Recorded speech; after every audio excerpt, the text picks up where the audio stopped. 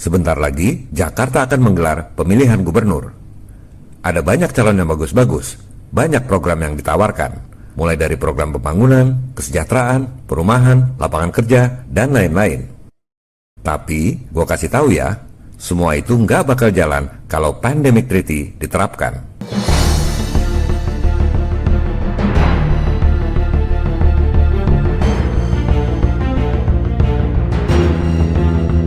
Ada hal yang mungkin banyak masyarakat tidak pahami, bahwa akan terjadi lagi hal-hal yang lebih buruk daripada yang kita rasakan di 3 tahun belakangan yang lalu. Yaitu akan adanya namanya WHO Pandemic Treaty.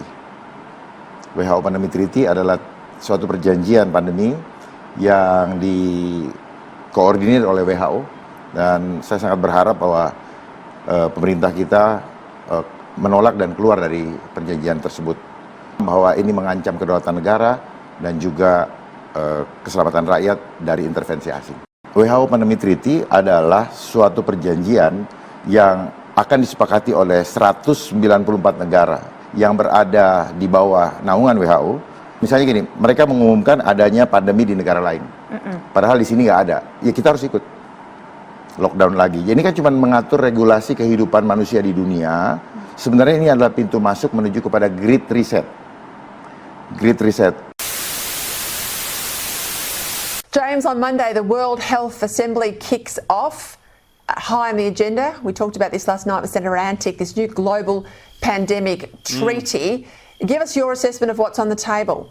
Well, the simple truth is we're going to be handing over any of those decision-making powers on Australia's health during a pandemic to a foreign body, the UN. And the issue that I see with this is we've got numerous pandemics across the world. Anything from influenza is deemed a pandemic. It just depends on how severe it is in certain countries and how far it spreads. And I know very well that doctors here have a different view, especially during COVID, on how that should have been managed to the way in which the UN and the World Health Organization forced basically the Chinese model on the rest of the globe. So this is bad news. Anthony Albanese, the Labor Party and all members of government should all say, no, we're not signing up to this.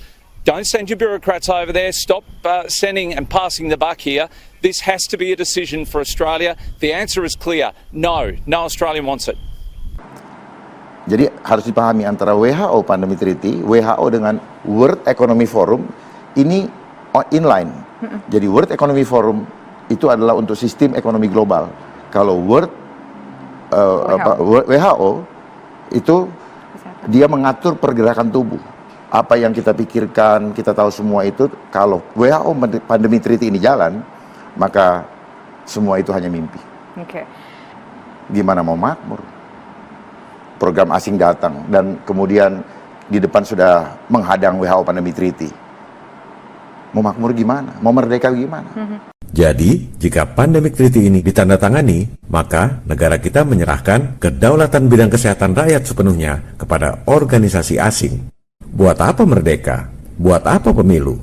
Buat apa pilgub? Yang ngelola tetap saja bangsa asing.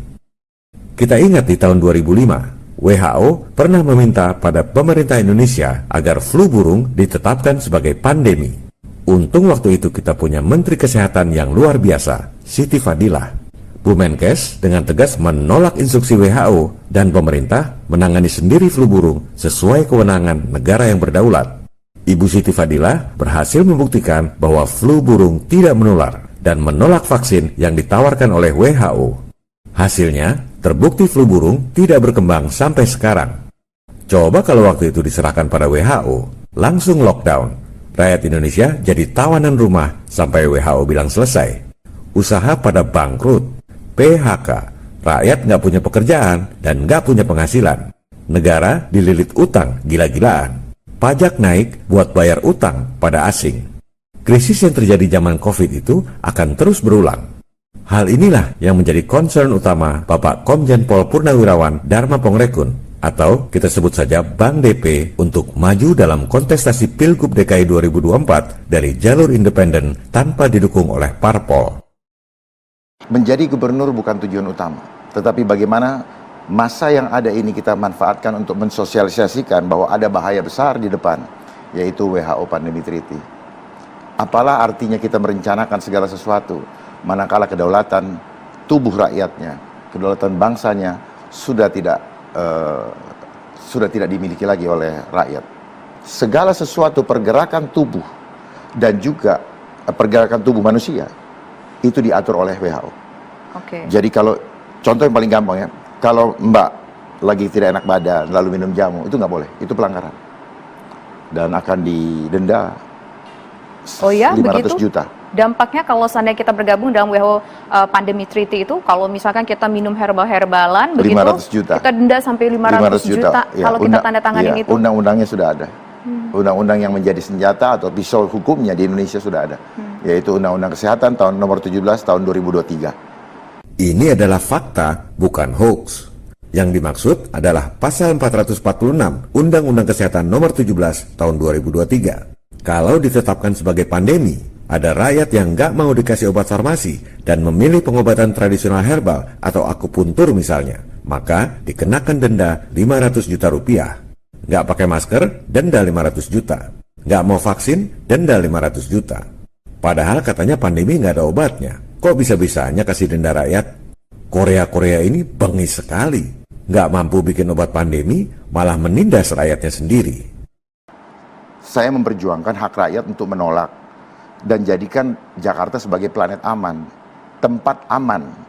Kalaupun mereka mengatakan ada pandemi, rakyat tetap bisa datang ke pasar, rakyat bisa tetap ini, gitu. Yang mau, yang nggak mau keluar rumah, ya silahkan. Yang mau keluar rumah, ya udah biar aja hidup normal. Nggak usah pakai propaganda ketakutan lewat media dan sebagainya. Kan saya tahu. Gitu. Pasti ada yang protes. Wah, bahaya tuh. Orang lagi pandemi malah dibolehin pergi ke pasar. Sekarang kita bongkar fakta dan data yang nggak pernah diungkap orang sebelum ini.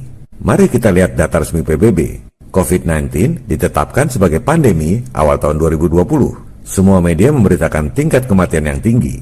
Ternyata berdasarkan data resmi PBB, tingkat kematian di Indonesia tahun 2020 itu sama aja dengan tingkat kematian tahun 2012, 6,57 kematian per 1000 penduduk. Setahun kemudian, masih genting-gentingnya COVID, tingkat kematian di Indonesia tahun 2021 malah sedikit di bawah tingkat kematian tahun 2011, 6,65 kematian per 1000 penduduk. Apanya yang pandemi? Flu juga pandemi? Itu di Indonesia, gimana dengan dunia? Katanya pandemi melanda seluruh dunia.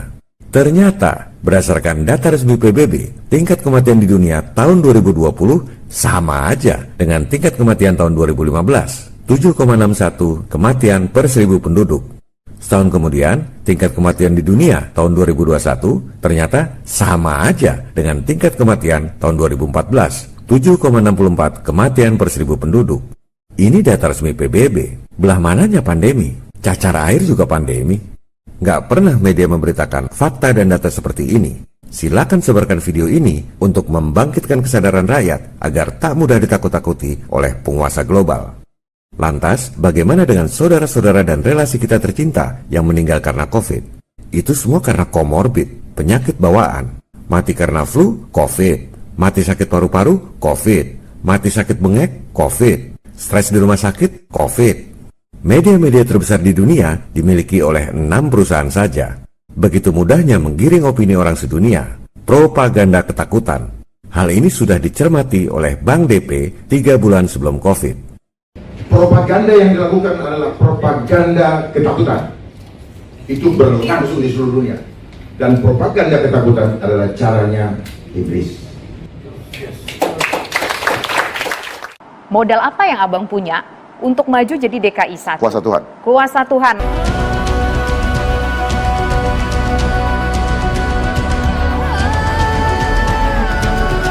Abang yakin menang, Bang? Ya, Yakin menang? Yakin lolos verifikasi? Yakin menang nggak? saya hanya menjalani apa yang menjadi rencana Tuhan tanpa saya kepo hasilnya apa. Jadilah seperti Musa. Musa tidak pernah tahu ujungnya seperti apa. Di depan ada hambatan seperti apa. Biarlah Tuhan yang membuka jalannya semua. Karena apa yang saya lakukan bukan untuk saya, tetapi buat Ibu dan rakyat Jakarta. It's not about me.